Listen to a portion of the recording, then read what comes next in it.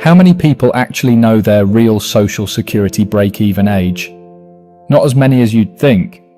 Most people have heard the term. Almost nobody has run the actual math. A lot of people just repeat whatever number a friend or a financial headline gave them, and then they build a major retirement decision on top of it.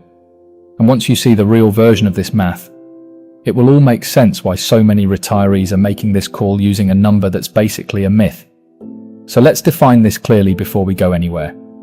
Break-even age is the point where the total lifetime benefits you'd get from delaying Social Security finally catch up to and exceed the total lifetime benefits you'd get from claiming early. In simple terms, it's the age where waiting starts to pay off compared to taking the money sooner. The version most people use is incredibly simple. Claim at 62 or wait until 67, and the break-even age lands around 80. That's the number cited by the Social Security Administration and reinforced by research from the Center for Retirement Research at Boston College. Live past 80, delaying wins. Die before 80, claiming early wins.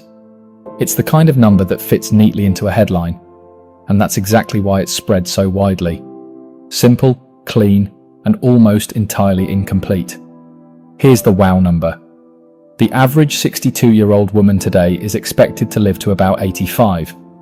The average 62-year-old man is expected to live to about 82.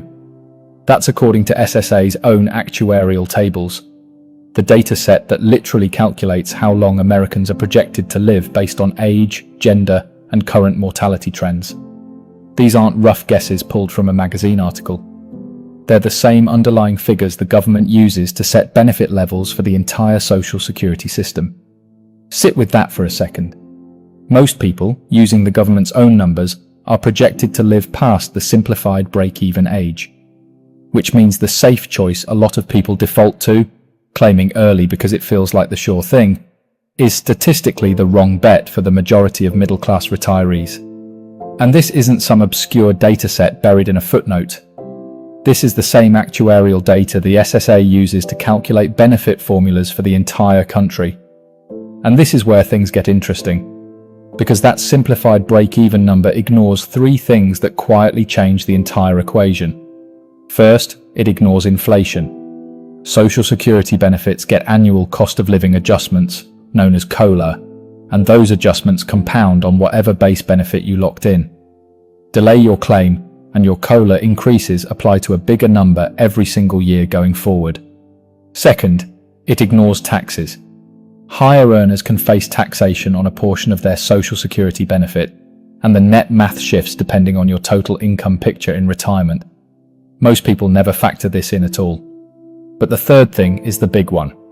It's the piece almost nobody talks about. It's the survivor benefit. Here's how it works. If the higher earning spouse in a marriage delays their claim until 70, their larger benefit doesn't just help them.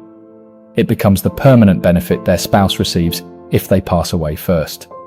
That's the survivor benefit, and a surviving spouse can collect it for 20 years or more.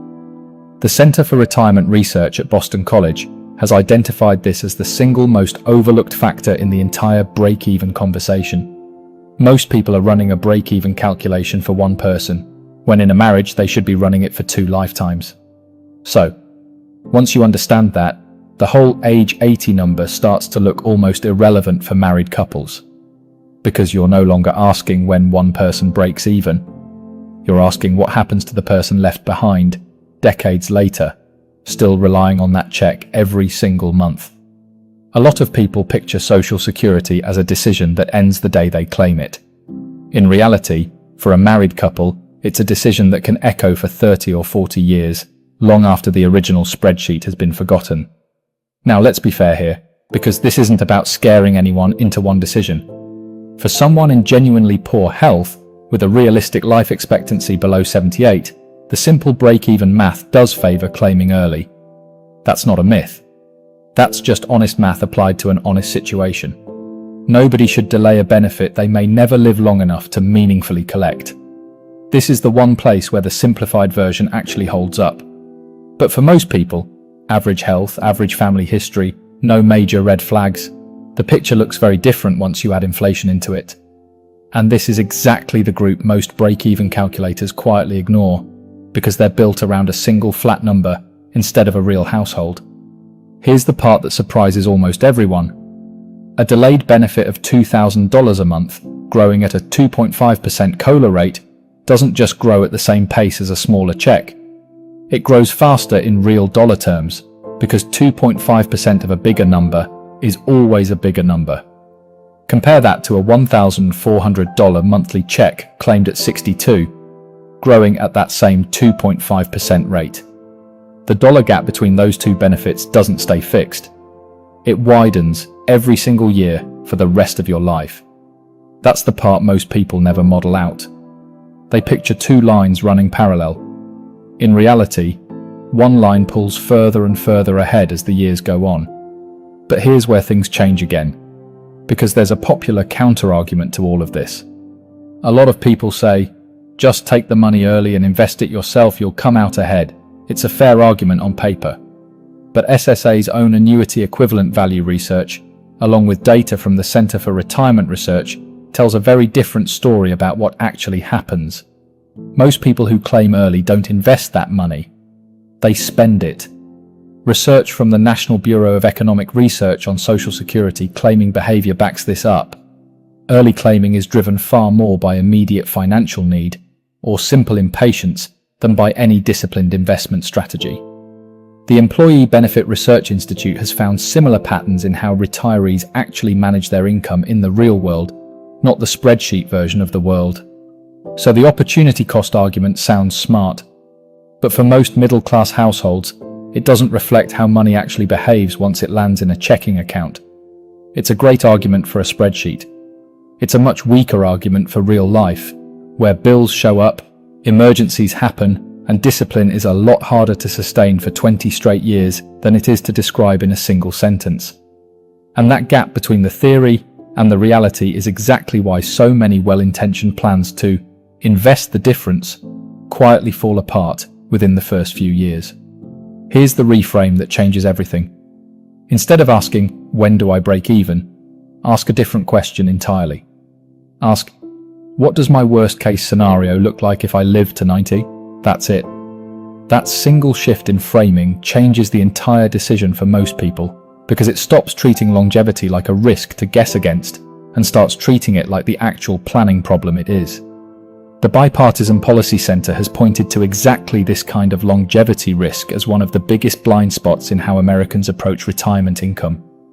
And AARP has spent years trying to get this message out to everyday retirees, that Social Security isn't just a monthly check, it's longevity insurance, built for the exact scenario where you live longer than you expected and need income that simply cannot run out. That framing matters, because insurance isn't something you judge by how it performs if the bad outcome never happens. You judge it by how well it protects you if it does. If you take one thing from this, take this. The break-even age most people quote isn't wrong, it's just incomplete. It leaves out inflation. It leaves out taxes. And for anyone married, it leaves out the person who might be depending on that benefit decades after the original decision was made. You don't have to have this all figured out today.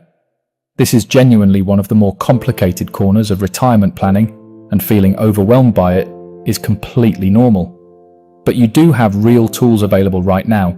SSA.gov, your personal My Social Security account, and SSA's own benefit calculators, all built to help you run your actual numbers instead of relying on a rough rule of thumb built for someone else's life. So here's my question for you. If you had to guess your own break-even age today, using your real health, your real marriage situation, and your real numbers, would it be higher or lower than 80?